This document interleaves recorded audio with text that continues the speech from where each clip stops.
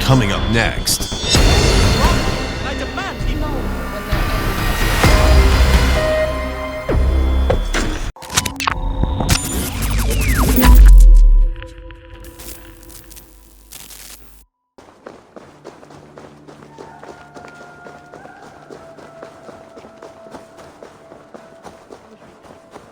and I will make you eat that. Rowan, Holger, why all this shout? Eivor, thank Tyr. I heard shouting. Is something wrong? Holger robbed me, and I demand he be punished. Robbed is a pointed word. Does the deer rub the stream when she takes a drink? Does a cow rub a field when he crops on sweet grass? Eivor, this matter requires sensitive judgment. Will you?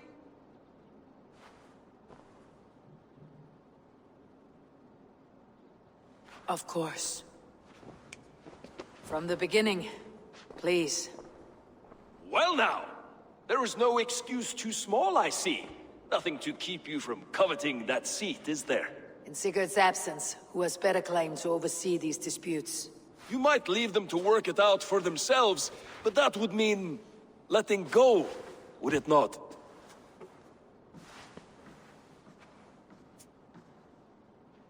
Please start again. Tell me all that has happened. I will start. I have been falsely accused by this Saxon Philistine. A filly what? Are you mocking me? Silence, please. I'll hear both of your complaints and render a decision, awarding compensation if needed. Understood? Rowan, tell me your version of these events. As you are aware, Holger and I are neighbors. Near enough that I often catch him at my stables, stealing my tools. Borrowing. Holger, let him speak. Stealing, borrowing. My point being, I have always allowed him to use whatever he pleased. I greatly admire your Norse generosity and had hoped to match it. But this morning, Holger stretched the limits of my grace. Entering my stables for their feed, I found my most beautiful, gentle mare stripped of her tail. Bereft, not a strand in sight. I am ashamed to say my natural suspicion drew me to Holger, and how right I was. For when I peered across the lane, there he was, gripping a horsetail brush slathered with indigo, dragging it across a sheet of Painting, Rowan. I was painting. You make it sound so crude. You see? Such willful arrogance. It will take ages for Ilgafur's tail to reach its former length. I demand compensation. I understand. Thank you, Rowan.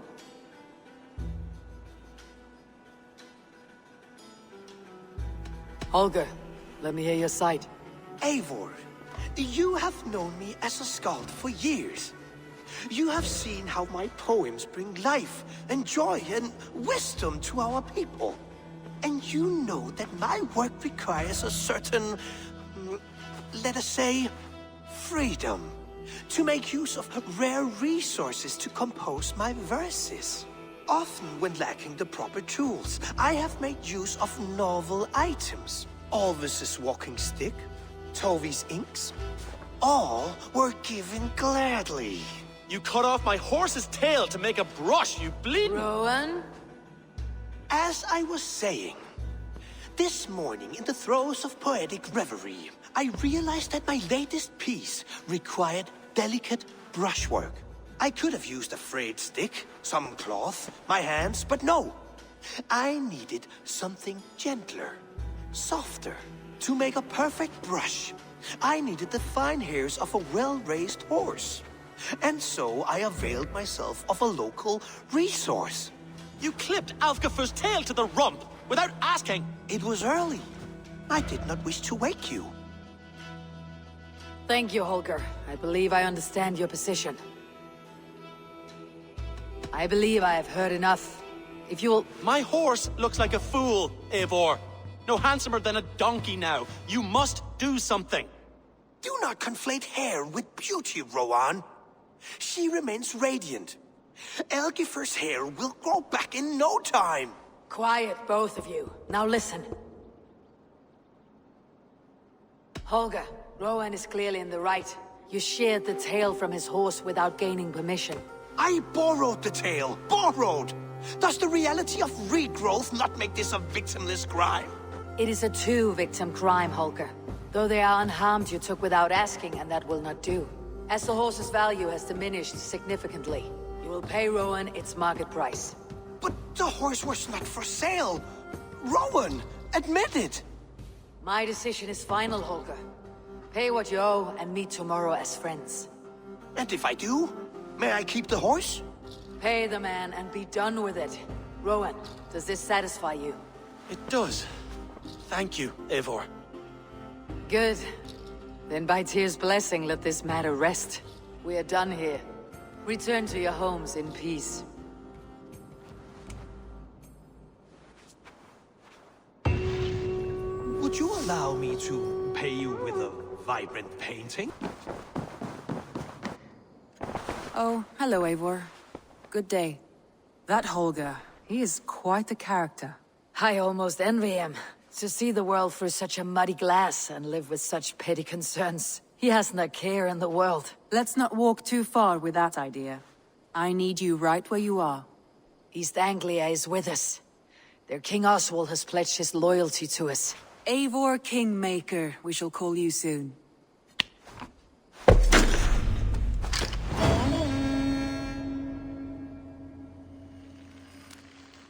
Some interesting news. King Ceolwulf has sent Ceolbert to Shropshire.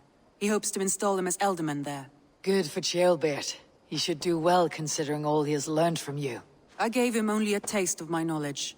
The rest he will need to figure for himself. One more thing.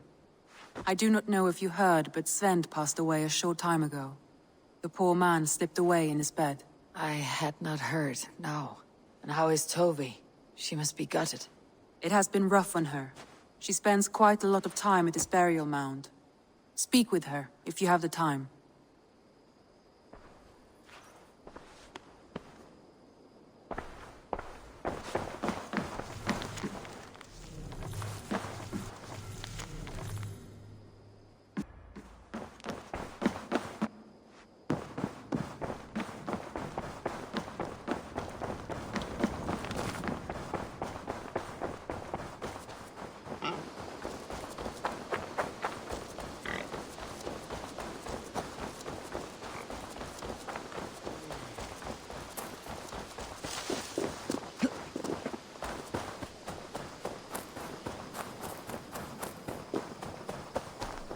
You are the only father.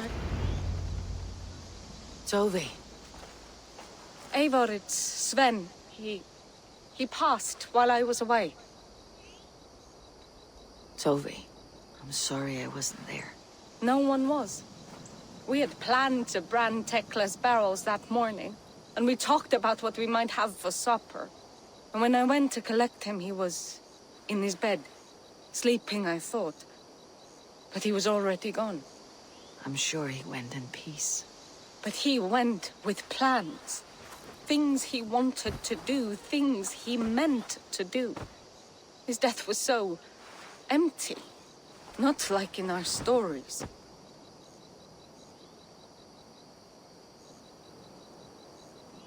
What stories do you mean? When we tell stories, the old and wise, they have this calm about them. They know when their end has come and they're ready. Sven wasn't ready. And I wasn't ready either. He was supposed to teach me things. I'm still learning. Everyone looks at me like I will simply carry on his work. As if nothing happened. Because they don't know. They don't know I'm not ready. Life may ask more of us than we are prepared to give. But all we can do is our best. I was not prepared to lose my parents. But in a flash, they were taken from me. I pressed on, determined to live. That must have been punishing. But you are so strong, and so determined. Someone else might have done better than me, or worse. This was the fate woven for me, so I live it. I know Sven believed in you, in your craft. So do you believe in him? Do you trust him? He was the most skilled artist I have ever known. And he chose you. You may step up or step down, whatever you decide. But know that he had faith in you. Thank you, Eivor. I need to get home. Be strong, Tovi. And know that you're valued.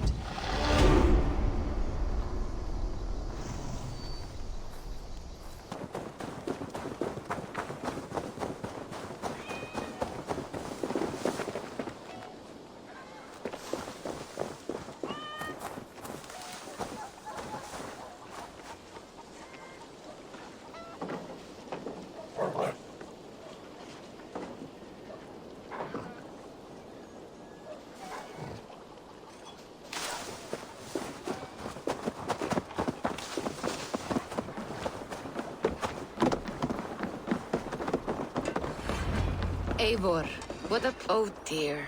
It feels like it's been so long. Valka, my friend. You're most welcome here. Are you well? Better than well. I am present. And your mother? My mother has found her peace at last. She walks through a world seen only in dreams, and will forevermore. That is all any of us can hope for. Indeed. Come. How was your passage? Exhilarating. The waves and the wind were with us from the start. We flew like seabirds. And how are you? In spite of your stoic look, there is a brightness in your eyes that warms me. It may be a kind of hope. Our settlement is growing, the people are happy, and I am looking forward to more. And your visions? They come and go. But leave all that aside. Let me help you with your things. This way. We found a fine spot for you at the foot of the hill. Every hour we traveled, I tried to conjure in my mind some vision of this place. And how close were you? I saw the trees, and the water, and the rolling hill. But I could not foresee so much green. It is a magnificent and calming color. A balm for sea-salted eyes. Valka! Godsabo! What brings you? Hope there isn't a curse on the settlement or some such. Ha! The only curse on this place is their great lout of a blacksmith. It is a rare feeling to travel across the sea and still find oneself at home. This place feels powerful, alive. Do you foresee great things for us? No need for foresight. I feel it in my heart.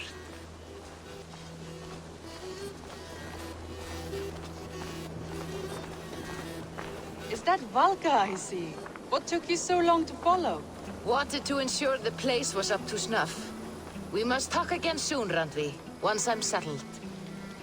And before my arms fall off, what is this I'm carrying? My heaviest reagents, of course.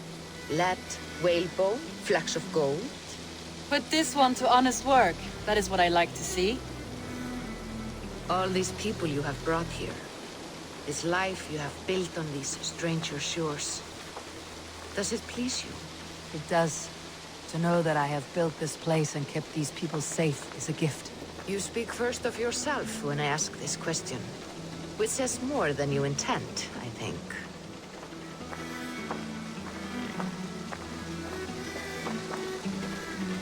Salve, Eivor.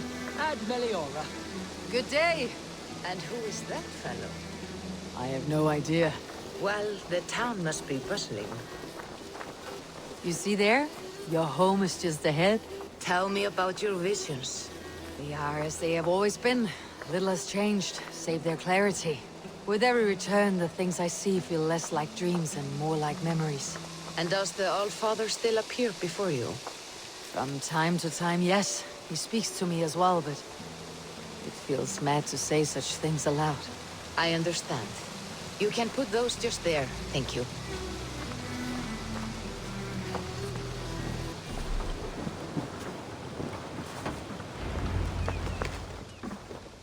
And here we are.